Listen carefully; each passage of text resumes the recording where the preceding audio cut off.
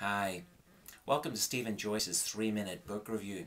Today I'd like to talk about The Future of Work by Thomas Malone. In The Future of Work, Thomas Malone talks about basically 3 or 4 central ideas. The first is the importance of decentralization in organizations.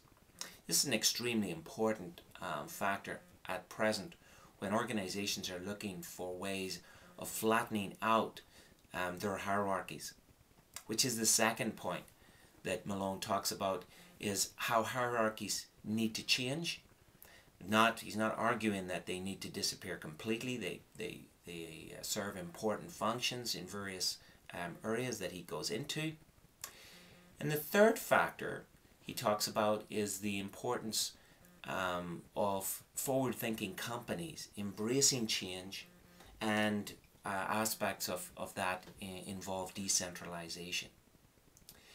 In the book there's lots of real-life examples, and the basic summary of this book, if I were to summarize the main points, is that he argues, and which something I agree with entirely, is that we need to move from a command and control method of organizing our teams and organizations to a coordinate and cultivate approach towards our teams and organizations.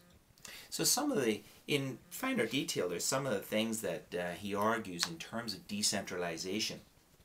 Malone goes on to say that many more people make decisions and they all need information in a decentralized situation. But today's new communication technologies make an efficient decentralized system possible for the first time in human history.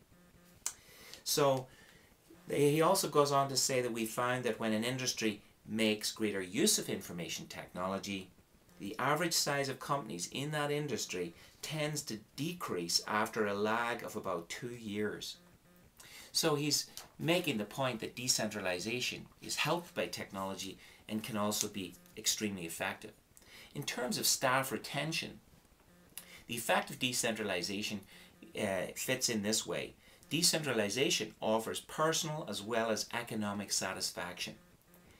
Employees can have more control over when and how they work.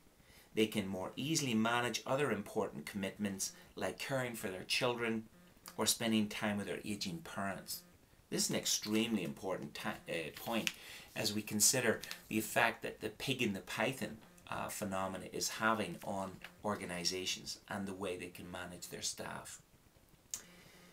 So when he talks about the companies that are forward thinking and those that have adapted to the future, he points out that the company that is forward thinking is very careful about hiring. In the examples he explores, there's an intensive peer review. Interviewers pay a great deal of attention to questions of cultural fit, and so that seems to be another aspect of the aspect of helping teams by coordinating and cultivating rather than commanding and controlling. Finally, he provides a lot of examples, such as Whole Food organization, where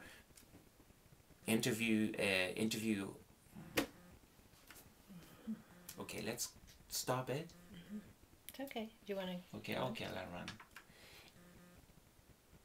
Thomas Malone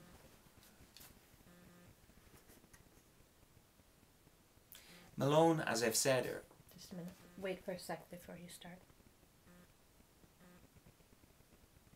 Malone offers lots of examples of where the command and control shift towards coordinate and cultivate have already occurred. And so overall, this book provides a glimpse into the future successful organizations, those that have begun successfully to transition from highly tight hierarchies to more flattened structures where employees are happier, more motivated, and more engaged in what they do. This has been Stephen Joyce. You can reach me at my blog, gettingclevertogether.com. I'm also the author of Teaching an Anthill to Fetch, Developing Collaborative Intelligence at Work. Thanks for stopping by.